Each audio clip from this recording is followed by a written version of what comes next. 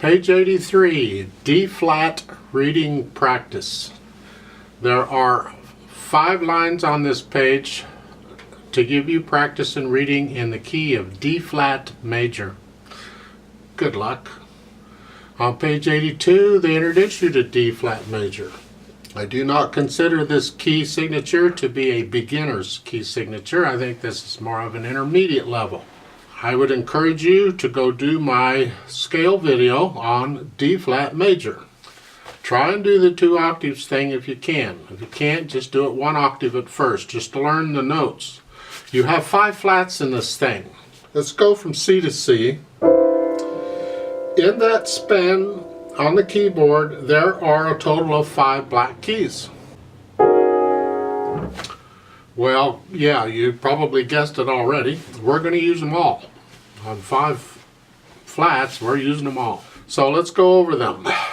The first flat is always a B flat in the key signature. They're always in the same order. B flat, E flat, A flat, D flat, and now G flat. All of them. The only 2 notes in the scale that are not flatted are F and C. It's the only white keys, unless they put in accidentals, which just makes it more fun. You know it does. On page 82, they introduce you to the 5-finger position, and here you have no choice but to be up in the black note area. I mean, this is, in this key, your hands are up in this area most of the time. It's just the nature of the beast. It's the way it is. And that's it. The primary chords, you need to know those if you're going to play in this key very much. So those are all black keys right there.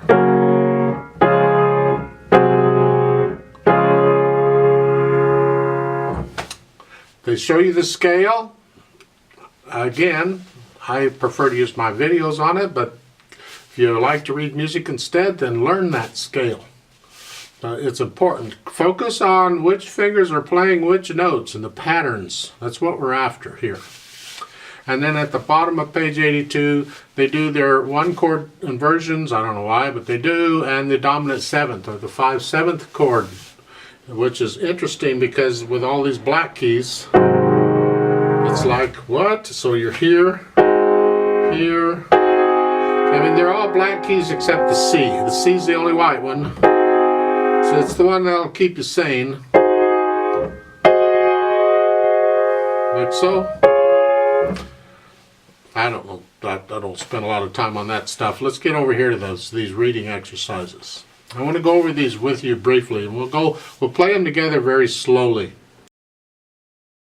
The first one's in common times, no big deal. It's a 5-finger position. You got primary chords. It's very important when you do these, follow the articulation because it may not be what you think. For instance, in this first line, you have legato and staccato, but the third measure, the right hand is legato, the left hand is staccato, a nice wrist staccato. And then together. So let's just try it. It's repeated. We're going to play it twice. So you're in D position. I'll give us 4 counts. 1, 2, 3, and go, and 1.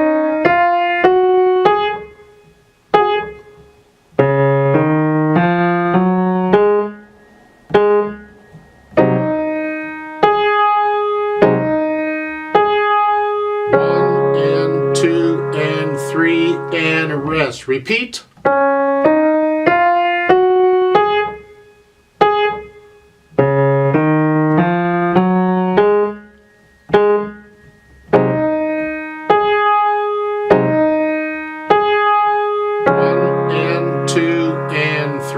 And rest. In the second line, we're in 5-finger position for the most part, but we tend to do a little bit of the scale there toward the end in the right hand. You see that? So let's do this one. I'm not doing anything with the dynamics. You can see the F-P because they're all repeated. We're going to play them all twice. And the first time you play it loud, the second time you play it soft. So you get in the practice of playing loud and soft. You have to practice that too, right along with everything else. But in the play with me, I just tend to do them all the same because I want you to hear the notes and the rhythms. So I'm going to give us 4 counts, and let's try this out. You're starting out in D flat position. 1, 2, ready and go, and 1 and 2. And 2 and 3 and 4 and 1 and 2. Rest, repeat.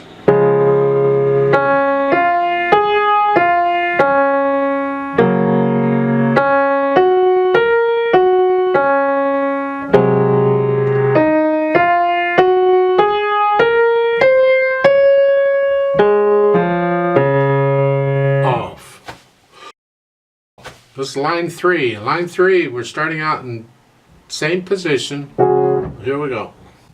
1, 2, ready and go, and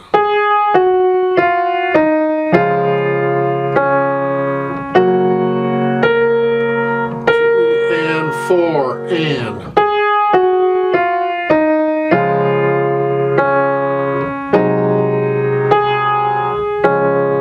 repeat.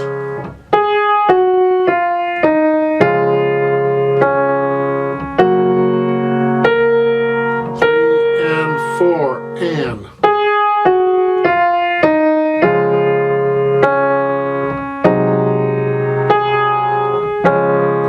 4 and off.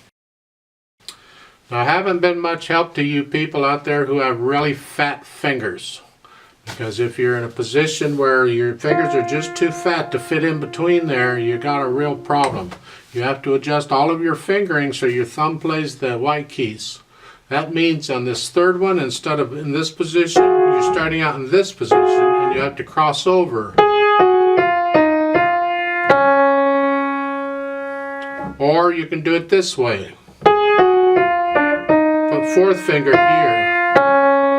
But then you got to reach up here. So you just have to adjust your fingering so you can stay out here and not come up here. But if your fingers are halfway small enough to fit in there, I encourage you to go ahead and put your hand up here and try this. It's not quite so bad when you're dealing with the white keys that don't have a black key between them, because you do have a little extra room, not much, but a little extra room in there where you can lean toward the white key a little bit. Well, you can't do that if it's a black key. The black key's in the way. So you might be able to experiment a little and see if there's a way you can do that. Don't twist your hand around this way. Keep it this way. You can tilt it slightly, but don't twist it this way. In the fourth line, we're changing the time signature to 6/8, so an eighth note gets 1 count. But we have to count to 6. So let's try this in 6/8 time. Starting out in this D flat position, I'll give us 6 counts. 1, 2, 3, 4, ready, go. 4, 5, 6. 5, 6.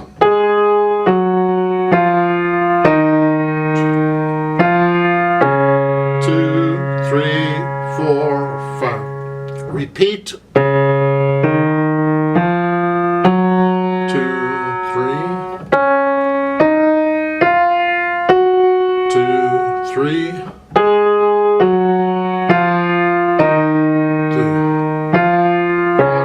2, 3, 4, 5. Rest. And the last one. Now they're adding triplets. Oh, won't this be fun? It's got a pickup beat. We're starting on beat 4. So it's 4 and 1, 2, 3 and 4 and 1 and 2 and then you got primary chords in the left hand. Okay, that's fine. You can handle that, I'm sure. So starting out in D position, but the left hand is going to start with that 5/7 chord here. So I'll give us 3 counts. One and ready and go and